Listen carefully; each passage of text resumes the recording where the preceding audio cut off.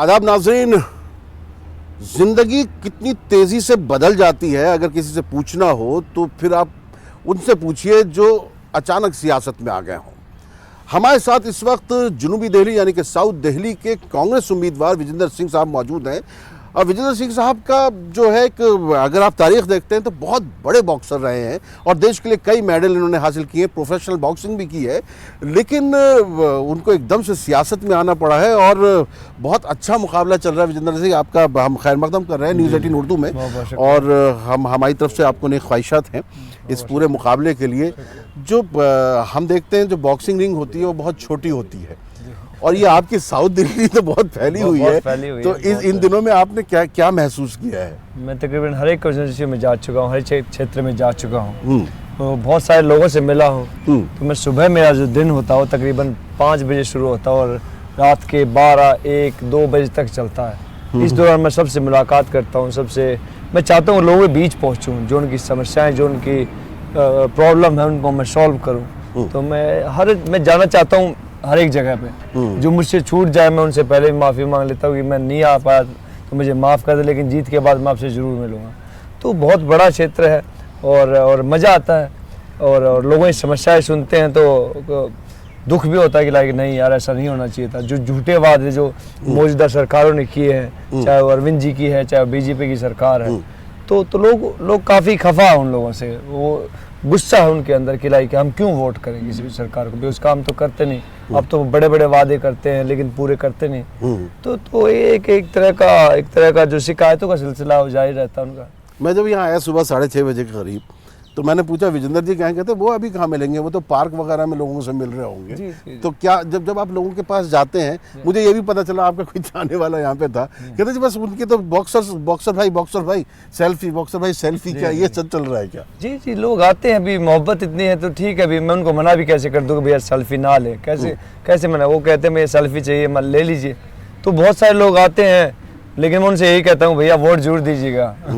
तो सेल्फी तो ठीक है चलती रहेगी, लेकिन आप वोट जरूर दीजिएगा। तो हर एक कोई आता है, प्यार करता है, कई लोग आते अपनी शिकायतें भी लेते हैं, लेकिन एक अलग दुनिया है और हर एक यूथ को, हर एक युवा को इसमें आना चाहिए। और इसलिए ज़रूरी है बिकॉज जो राजनीति का जो स्तर है, जो सियासत का स्तर है, वो काफ़ी नीचे जा रहा है। तो मैं चाहता हूँ कि हर एक नौजवान कहते हैं इस सियासत में आए और अपने मुल्क को का जो रूप है उसको बदल सकता है। अच्छा, जैसे देखिए आपने बॉक्सिंग के ज़रिए मेडल हासिल किया ओलंपिक में, देश का नाम रोशन किया, फिर आप हरियाणा पुलिस में भी रहे हैं, और ये एकदम से कैसे, मतलब इतना बड़ा रिस्क लेना कि अपनी डीएसपी की नौकरी छोड़कर और एकदम से सियासत में आ जाना, वो भी एक बहुत अहम कॉन्स्टिट्यूंसी है यहाँ की, साउथ दिल्ली की बहुत बड़ी कॉन्स्टिट्यूंसी है। तो ये आपने ये चैलेंज, क्या बॉक्सिंग के जो आपके अंदर जो एक फाइटिंग स्पिरिट है वो आपके अंदर रही जिस वजह से आप अचानक तैयार हो गए, या पहले से आपके मन में ये बातें थी? तारिक साहब देखिए, जब शुरुआत की थी हमने, मैं गाँव में पैदा हुआ हूँ, तो घर पे कुछ नहीं होता था। वो कहते ना टीवी होता था, ना फ्रिज होता था, ना फ़ैन होता था। तो जो बिल्कुल गाँव का माहौल है, बिल्कुल कहते देसी माहौल, उस माहौल में मैं पैदा हुआ। लेकिन सब चीज़ें हासिल की हमने, मेहनत की हमने, और मेहनत करके यहाँ तक पहुँचे हैं। तो मैं किसी चीज़ से घबराता नहीं, मेरे को डर नहीं लगता किसी चीज़ से, मैं बस कर लेता हूँ। तो जब मेरे को बताया गया कि आप इस क्षेत्र से आप चुनाव लड़ रहे हैं, तो मैं चलो ठीक है, मैं लड़ूंगा, क्यों नहीं लड़ूंगा। क्योंकि जो स्तर है राजनीति का काफ़ी नीचे अभी गिरा हुआ, लोग पता नहीं जो उनकी जो बातें होती हैं, जो डिबेट्स होती हैं, वो रिलीजन पे ज़्यादा होती है, जो कास्टिज्म पे ज़्यादा होती है, जो मैं नहीं मानता कि सही है कहीं ना कहीं। तो जब तक युवा, जब तक नौजवान कहते इस देश का इस सियासत में नहीं आएगा, इस राजनीति में नहीं आएगा, तब तक कुछ नहीं बनेगा। बड़ी अच्छी बात की। देखिए मैं अभी पूरे हिंदुस्तान घूम के आया और मैंने देखा कि जो असली मुद्दे हैं, जो हिंदुस्तानी के आम वोटर से जुड़े हुए हैं, आम इंसान से जुड़े हुए मुद्दे हैं, उन पर कोई बात नहीं होती। जो भी बात हो रही है वो उस तरह के मुद्दों पर हो रही है जो जज्बाती हैं। कश्मीर चले जाओ 370-35 से, आप इधर आ जाइए तो जो है पुलवामा अटैक और ये इस तरह की बातें होती हैं।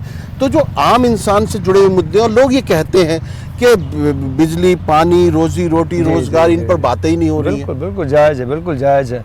और जब आपकी जो नज़र में मुद्दे क्या हैं? जी मुद्दे मेरे नज़र में कहते हैं कि जो एक राष्ट्र होता है, जो जिसको बोलते हैं मुल्क कैसे बनता है, लोगों से मुल्क बनता है, आपसे मुझसे सब जितने भी लोग हैं तब मुल्क बनता है। लेकिन जो मुद्दे हैं उनकी छोटी छोटी समस्याएं हैं। एक तो बिजली पानी की समस्या है। तो संगम विहार में जब हम गए तो वहाँ पानी नहीं था, सीवरेज की बड़ी एक प्रॉब्लम मसला है। तो इलाहाबाद में भी यही सेम चीज़ें देखने को मिलती हैं। जो खेल की सुविधाएं वो अच्छी नहीं है। तो जो बड़ी बड़ी बातें कर रहे हैं कि हमने ये कर दिया वो कर दिया। मेरा दोस्त आया अभी, एक इंग्लैंड से मेरा दोस्त आया, तो उसने वो बड़ा बीजेपी का बहुत भक्त था, उसने ये कर दिया वो कर दिया। तो मैंने स्पेशली उनको बुलाया यहाँ पे, आप देखिए यहाँ पे। तो वो काफ़ी देर तक वो चैन से सो नहीं पाया कि सच्चाई कुछ और है और जो सोशल मीडिया पे दिखती है, फ़ोटो में दिखती है, वो कुछ और है। तो जो ये झूठ जो फैलाया जा रहा है इसको ना फैलाएं, और जो आपकी जो एक ज़मीनी स्तर की जो हकीकत है आई थिंक उसमें आप देखें, लोगों तक पहुँचें, और जो मुद्दे हैं उनको जो एक आम आदमी के मुद्दे हैं उसके ऊपर काम करें, न कि हवा में बातें करें आप। नहीं, जैसे देखिए ये जो साउथ दिल्ली है, यहाँ पे अनऑथराइज्ड कॉलोनीज के बहुत बड़े मसले हैं।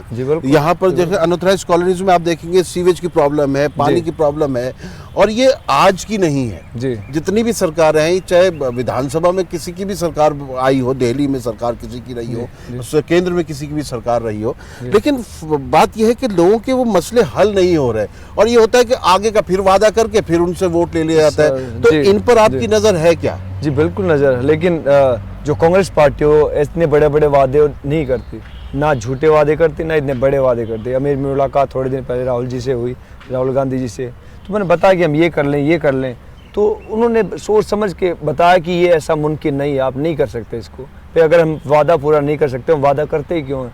तो जो एक करेक्शन होती है बहुत सारे, जैसे मेट्रो के फ्री पासेज की हमने बात की कि भाई जो स्टूडेंट्स हैं, तो उसने कहा कि हम रियायत दर पे उसके कर सकते हैं, और कम से कम जो 10% या 20% है उसके ऊपर हम उनको किराया देंगे, और उसके मेट्रो के जो पासेज जो स्टूडेंट्स के लिए उसके लिए हम बना देंगे हम। तो एक मैं चाहता था कि ये फ्री पास हो, लेकिन वो कहा कि ये मुमकिन नहीं है, नहीं हो पाएगा। जो एक बाकायदा जो परसेंटेज है उन्होंने बताया कि हम इतना % के इनको रियायत देंगे, जो स्टूडेंट्स हैं उनके लिए उनको बहुत फ़ायदा होगा। तो झूठे वादे करने वाली सरकार नहीं है कांग्रेस। मतलब आशिकों की तरह वादे ना करें मैं चांद तारे तोड़ लाऊंगा, मुमकिन नहीं है भैया। वो वैसे नहीं हो सकता। नहीं, लेकिन एक चीज़ ये महसूस की गई है, देखिए दिल्ली में आम आदमी पार्टी की हुकूमत है और उसको लोगों ने बड़ी उम्मीदों के साथ वोट दिए थे। जी जी बिल्कुल। और पिछले 2 महीने तक ऐसा लगता रहा कि आम आदमी पार्टी और कांग्रेस साथ साथ आ जाएंगे।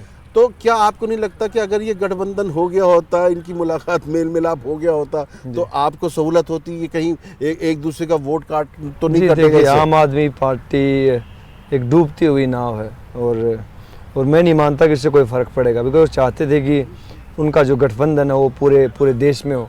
इतनी बड़ी पार्टी है नहीं। जो उनके आम आदमी के जो उम्मीदवार खुद हैं वो उनकी पार्टी छोड़ के भाग रहे हैं, हमारे पास आ रहे हैं, किसी दूसरी पार्टी में जा रहे हैं। तो वो कहते हैं उनके ऊपर वोट देना, उनको जिताना, आई थिंक एक तरह की बेवकूफ़ी होगी, और लोग ये गलती मेरे को नहीं लगता कि दोबारा करेंगे। नहीं, तो आपको लगता नहीं कि अगर साथ आ गए होते, जैसे राघव चड्ढा जो है वो आपके यहाँ पर आपके मुकाबले पर हैं। राघव चड्ढा जो है वो आम आदमी पार्टी का एक अच्छा चेहरा माना जाता है, यंग है, आपकी तरह नया है, और रमेश विधुरी से बिल्कुल अलग वो है। तो क्या आपको लगता है कि आपके मुकाबले पे राघव चड्ढा है या रमेश विधुरी? जी, मुकाबला अपनों से नहीं करना चाहिए। कहते हैं आपस में क्यों मुकाबला करें? हमारे जो विचार, हमारी जो सोच है वो उनकी फ़ाइट है। और रही बात राघव जी की, तो ठीक है, उनके उनका तरीका। मैं थोड़े दिन पहले एक बस्ती में गया था, दया बस्ती नाम है उस चीज़ का, तो वहाँ मैं उन सब लोगों से मिलके बाहर की तरफ आ रहा था, तो आम आदमी पार्टी के जो वर्कर थे वो अंदर जा रहे थे। तो मैंने उनसे पूछा कि आपका लीडर कहाँ है, आपका जो नेता, उससे मिलवाइए, मैं मिलना चाहता हूँ राघव जी से। तो फिर वो मिलते नहीं, तो बस्तियों में नहीं जा सकते, वो लोगों के बीच में नहीं जा सकते। वो कहते हैं उनको बदबू आती है, जो किसी हाथ मिला दे तो सैनिटाइजर से साफ करके फिर आगे चलते हैं। तो इस तरह की जो लोग, इस तरह की जो शख्सियत है, वो क्यों वोट करेगी जनता? भैया मैं उस माहौल से निकला हूँ, वो माहौल देखा मैंने, गांव से लेके, शहर से लेके, बाहर यूके इंग्लैंड तक मैं गया हूँ, तो सब तरह का माहौल से मैं वाकिफ़ अच्छी तरह जानता हूँ कि भैया किन लोगों से को क्या ज़रूरत है, क्या इनको हम दे सकते हैं। और रही बात हमारे जो मौजूदा सांसद हैं जो बीजेपी से हैं, उनका रवैया जो जनता के प्रति आपको मालूम है कि लाइक कैसे बात करते हैं वो, उनका जो जो एक बोलने का तरीका है, चाहे महिलाओं के प्रति हो, चाहे जो उनकी पार्टी खुद जो वर्कर है उनके प्रति बहुत बहुत गंदा है और चिंताजनक है। और मुझे नहीं लगता कि लोग उन्हें दोबारा वोट देंगे। नहीं, एक चीज़ ये महसूस की गई है, देखिए मैं जहाँ पर भी गया लोग कहते हैं कि चाहे सांसद कोई भी हो, हमारा चेहरा कोई भी हो, हम तो मोदी जी के नाम पर वोट देंगे। तो क्या मोदी जी के 5 वर्ष जो हैं, 5 साल जो हैं, वो इस लायक हैं कि उनको उनके नाम पर वोट मिल सकता है लोगों को? जी मुझे नहीं लगता। लोग जान चुके हैं कि ये झूठी सरकार झूठ बोलती है। सबको मालूम है, आपको भी मालूम, बहुत सारे बड़े बड़े वादे किए गए थे। सबसे बड़ा वादा किया गया था कि हम 15 लाख रुपए देंगे, आपको भी मालूम, मैंने भी यूट्यूब पे वीडियो देखी है। उसके बाद उन्होंने कहा था कि हम गंगा सफाई करेंगे, फिर साफ़ हुई नहीं हुई। उसके बाद उन्होंने कहा था कि हम स्मार्ट सिटी बनाएंगे। मेरा गाँव था जो ओरिजिनल जहाँ से मैं, वो भी स्मार्ट सिटी में आता। मैं बड़ा खुश था कि कुछ ना कुछ होगा, लेकिन कुछ नहीं हुआ। रही बात स्वच्छ भारत अभियान की, आप भी वाकई भाई इस हालात से, मैं भी अच्छी तरह जानता हूँ कि भैया कितना काम हुआ इस क्षेत्र में। तो इस तरह के वादे जो किए गए हैं, हमने ये मुल्क कर दिया, हमने ये कर दिया। तो जो मैं बताया, जो मैं यूके से, जो इंग्लैंड से मेरा दोस्त आया था, जो उसने ज़मीनी हकीकत देखी, तो काफ़ी देर तक सोच में बैठा रहा कि यार मैं बहुत गलत था। तो लोगों का जो विश्वास है, जो मौजूदा सरकार, चाहे आम आदमी पार्टी की चाहे बीजेपी की है, उनसे उठ चुका है। नहीं, आपको क्या लगता है कि जो राहुल गांधी हैं, उनका जो न्याय है, या प्रियंका गांधी जी जो कांग्रेस में अब एक्टिव हो गई हैं, तो क्या लोग जो है इनकी तरफ एक अलग नज़रिए से देख रहे हैं? पहले जिस तरह सोचते थे इनके बारे में वैसे नहीं सोच रहे हैं क्या? देखिए, सोच बदलाव हर एक किसी को चाहिए, बदलाव अच्छा भी होता है, मैं भी मानता हूँ। और जो राहुल जी की सोच है, जो प्रियंका जी की सोच है, बहुत अलग है इन लोगों से। बिकॉज वो झूठे और जो फेक तरह की जो चीज़ें होती है वो नहीं बोलते ऐसे। वो भी बड़े बड़े वादे कर सकते हैं, बड़ी बड़ी फेंक सकते हैं, लेकिन किसी के मिजाज में नहीं होता, किसी के व्यवहार में नहीं होता सब चीज़ें। आपके पास मतलब लोगों के लिए अगर प्रायोरिटीज़ पे हो कि भाई हम जो है लोगों के लिए ये काम, मेरे पहले ये करूँगा, फिर ये करूँगा, फिर ये करूँगा, तो किस तरह आप चलेंगे इस इलाके के लोगों के लिए अगर आपने काम सोचा? जी, सबसे पहले तो जो निजी समस्याएं हैं, जैसे बिजली पानी की समस्या, मैं चाहूँगा कि वो उसको दूर करूँ। पानी हर एक किसी को चाहिए, चाहे जानवर है चाहे इंसान है। तो मैं चाहता हूँ इसके ऊपर मैं कुछ काम करूँ। मैं जो भी मेरी अथॉरिटी होगी, जो मेरे को जिम्मेदारी दी जाएगी, तो मैं इसके ऊपर काम पहले करना चाहूँगा। लोग आपसे मिल रहे हैं, आपसे जब मिलते हैं तो लोगों की क्या आपसे मांग भी रखते होंगे, मुतालबे भी करते होंगे? जी। लोग क्या चाहते हैं? लोग बदलाव चाहते हैं सर। लोग परेशान हो चुके हैं इन सरकारों से। लोग चाहते हैं कि हमारी जो कदर करे, हमें मिलने आए। तो वो कहते हैं कि जो हमारे मौजूदा सांसद हो कई क्षेत्रों में तो गए नहीं हैं, अब दोबारा जा रहे हैं, तो माफ़ी मांग रहे हैं कि भैया मैं पैर पकड़ लूँ, मुझे माफ़ कर दो। लेकिन लोगों में गुस्सा है, वो कहते हैं कि भैया हम क्यों, आप 5 साल तो हमारे पास आए नहीं, अब जब वोट मांगने टाइम आया दोबारा फिर से आ गए। तो कई तरह की चीज़ें हैं जो लोग चाहते हैं बदलाव हो इस चीज़ में और बदले। तो उनको एक ही सरकार, मैं हमेशा बोलता हूँ, मेरे एक जो स्पीच होती है इसमें, कि जो भैया गरीबों की सरकार जो उनकी देख रेख कर सकती है वो न सिर्फ कांग्रेस है। जो राहुल जी की जो स्कीम जो कांग्रेस पार्टी ने मैनिफेस्टो में बताया, 72,000 रुपये हर एक इंसान को दिए जाएंगे जो गरीब है, और उसमें 6,000 रुपये हर महिला के खाते में होगा। तो मैं हर जगह बोलता हूँ भैया ये बिल्कुल जायज़ है, ये किसी तरह जुमला नहीं है। आप विश्वास करें, आप थोड़ा सा टाइम दें, भरोसा रखें, तो हम इसको मुमकिन करके दिखाएंगे। अच्छा, आपसे बात करते थे ऐसा लगता है आप दिल के बहुत नरम, नाजुक और बहुत ही मतलब नेक से इंसान हैं, और सियासत में बहुत चालबाजियां चाहिए होती हैं, चालाकियां चाहिए होती हैं। सर बदलना पड़ेगा, खुद को बदलना बिकॉज मैं चाहता, तभी हर एक यूथ, बिकॉज जितने भी लोग हैं वो हर एक ऐसे ही होते हैं, बट बना देती है राजनीति उनको। बट ऐसा नहीं होना चाहिए, जो आप हैं तो आप हैं, आप अपने आप को किसी के लिए ना बदलें। तो मैं यही चाहता हूँ कि मैं जो हूँ आपके सामने हूँ, मैं पीछे मेरे कोई चेहरा नहीं छुपा कि मैं कोई दूसरा चेहरा मेरे पीछे। मैं बिल्कुल गांव से निकल के यहाँ तक पहुँचा, मेहनत की है, अब दिल्ली रह रहा हूँ तकरीबन 7-8 साल से, तो हर तरह का माहौल देखा मैंने। दिल्ली के अब आप हो ही गए हैं, तो दिल्ली में आपको और क्या क्या समस्याएं ऐसी नज़र आती हैं जो आप यहाँ के सांसद होने की बात पूरे कर सकते हैं? देखिए, अभी पिछले दिनों दिल्ली के सीएम को थप्पड़ भी पड़ गया, तो क्या पूर्ण राज्य की जिस तरह वो बात कर रहे हैं आप उसकी तरफ आगे बढ़ेंगे? नहीं, आप बताएं कैसे मुमकिन है ये सब चीज़ें? नहीं मुमकिन है ना। अगर आप चलो कोई चमत्कार हो जाए कुछ अलग तरह का, तो अगर 7 सीटें आ भी जाएँ तो उनको क्या चाहिए? पूरा बहुमत चाहिए ना उनको सरकार बनाने के लिए। 272 सीट का आंकड़ा चाहिए कि हम तभी पूर्ण राज्य का दर्जा मिल सकता है, लेकिन ये मुमकिन नहीं है। और रही बात थप्पड़ की जी उनकी, तो हम तो कहते हैं भाई आप इस तरह की हरकत ना करें किसी भी आदमी के साथ, किसी भी नेता के साथ, बिकॉज ये अच्छी चीज़ गलत बात है, बहुत गलत बात है, बिल्कुल नहीं करना चाहिए। हिंसा किसी चीज़ का हल नहीं है। आप मोहब्बत करें तो मोहब्बत मिलेगी आपको। अच्छा विजेंद्र जी, ये जो अभी देखिए रमज़ान शुरू हो रहे हैं जी, और रमज़ान के मौके पर एक मांग ये थी कि जो वोटिंग है वो सुबह 5 बजे से करवा दी जाए, लेकिन इलेक्शन कमीशन उसके लिए तैयार नहीं हुआ और आपके इलाके में मुस्लिम वोटर्स बहुत हैं, तो आपको क्या लगता है कि इससे वोटिंग पर असर पड़ेगा, या जो आपके वोटर्स हैं आप उनसे क्या कहना चाहेंगे कि किस तरह से वो अपने आप को तैयार करें ताकि रोज़े भी उनको ना लगे और वो वोट भी जल्दी दे पाए? जी हम बिल्कुल वाकिफ़ हैं इस चीज़ से, और हमने जितने भी भाई हैं सबसे ये बात करें कि आप, हाँ हमें मालूम है कि आपका रमज़ान का महीना चल रहा है तो हम सब आपके साथ हैं, लेकिन आप वोटिंग ज़रूर करें। मैं जब से यही कहता हूँ कि मुझे मालूम मैं आपके साथ हूँ इस चीज़ में, और बहुत कहते कि खोली चीज़ है, कहते कि बड़ी मेरे को उर्दू का नहीं बता, बड़ी नेक चीज़ है, नेक है। हाँ, सवाब का काम है। तो बिल्कुल सवाब का काम है। और जो इफ्तार पार्टी किसी ने रखी है अभी, मेरे को बता इनवाइट किया, तो हम जाएंगे उसमें, तो लोगों से मुलाकात होगी, तो हम सब एक साथ रहें। अगर आपको अपने मुल्क को बदलना है तो भैया थोड़ी बहुत चीज़ें बदलनी पड़ेगी। हम ये नहीं कहते कि आप, लेकिन मैं कहता हूँ वोट जरूर करें आप उस दिन। तो मुल्क को आपकी नज़र में सबसे बड़ा चैलेंज क्या है? जब आप फाइट के लिए उतरते हो रिंग में, तो जो आपका सामने अपोनेंट होता है तो आपको पता होता है कि इसकी क्या वीकनेस है और इस पे मैं वार कर सकता हूँ, इसको हल कर सकता हूँ। तो आपको देश के हमारे पूरे सेटअप में ऐसी क्या वीकनेस, क्या कमज़ोरी नज़र आ रही है जिस पर आप वार करके उसको ठीक करना चाहोगे? जी सबसे बड़ा वार तो मैं ये कहना चाहूँगा कि लोग बड़ी बड़ी बातें बहुत करते हैं, जो जुमले होते हैं, जो झूठ होती है, वो बड़ी बड़ी फेंकते हैं। जो मुमकिन नहीं आप उसको मत बोलिए। अगर आपने बोल दिया गलती से तो मैं चाहता हूँ कि आप सबके सामने माफ़ी मांगें, ये मैंने बोला है और मुझे माफ़ कर दें इस चीज़ के लिए। तो ये इस तरह का कानून बनना चाहिए। और मैं चाहता हूँ जो एक बड़ी बड़ी बातें करते हैं कि मैं ये कर दूंगा, मैं वो कर दूंगा, मुमकिन नहीं है। आप अपने क्षेत्र को पकड़े पहले, सबसे पहले जो मेरा कंस्टिट्यूंसी है, मैं वादे नहीं करता मैं एक दिन में अनएम्प्लॉयमेंट का मसला है उसको मैं ठीक कर दूंगा, मैं मुल्क को एक दिन में पता नहीं कहाँ ले, मुमकिन नहीं है। जो मेरे लोग हैं पहले मैं उनके बारे में सोचूंगा, उनकी जो ज़रूरतें उनको पूरा करूँगा, उसके बाद मैं आगे जाऊँगा।